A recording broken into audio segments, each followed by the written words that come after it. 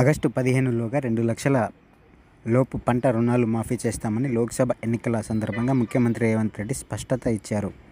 Polling ముగిసిన తరుణంలో రుణమాఫీకి సంబంధించిన కసరత్తు మొదలైంది. ఎప్పటిలోగా రుణాలు తీసుకున్న వారికి మాఫీ వర్తిస్తుందో కటాఫ్ తేదీని ఇప్పటికే వివరాలు ప్రకటించాడు.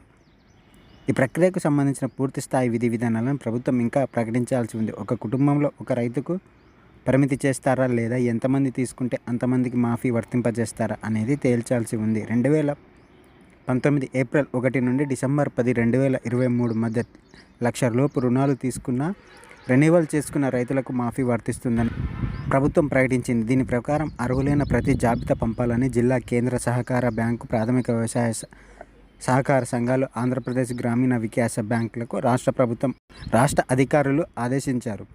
గ్రామీణ ప్రాంతాలలో ఉండే ఈ బ్యాంకులే పెద్ద ఎత్తున పంట రుణాలను మంజూరు చేశాయి. డీసీసీబీ ఖమ్మంతో పాటు భద్రాద్రి కొత్తగూడెం, ములుగు, మహబూబాబాద్ జిల్లాలో విస్తరించి ఉంది. ఆయా బ్యాంకుల్లో 1.75 లక్షల మంది పంట రుణాలు తీసుకున్నారు. వీరిలో 80% సన్న, చిన్నకారు రైతులే. సుమారు 882.12 కోట్ల వరకు రుణమాఫీ వర్తించే అవకాశం ఉందని సమాచారం. మరో బ్యాంక్ ఏపీజీవీజీ పరిధిలోని ఖమ్మం జిల్లాలో 83,000 మంది రైతులకు 945.76 కోట్లు, భద్రాద్రి కొత్తగూడెం జిల్లాలో 42,000 మంది రైతులకు 448.35 కోట్ల రుణాలు పొందారు. వీటితో పాటు జాబితా తయారు చేయాలని 1-2 రోజుల్లో ఇతర వాణిజ్య బ్యాంకులకు కూడా ఆదేశాలు రానున్నట్లు సమాచారం.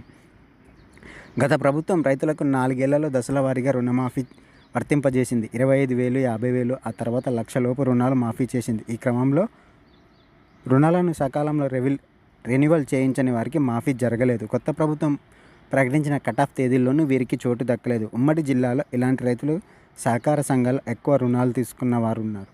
కుటుంబ అవసరాల కోసం భూములు కొనుక్కున్నవారు, అమ్ముకున్నవారు, పిల్లల పెళ్లిల అనంతరం హక్కులు బదలాయించిన వారిలో ఎవరైనా కటాఫ్ తేదీల మధ్య రుణాలు చెల్లిస్తే వారికి మాఫీ వర్తిస్తుంది.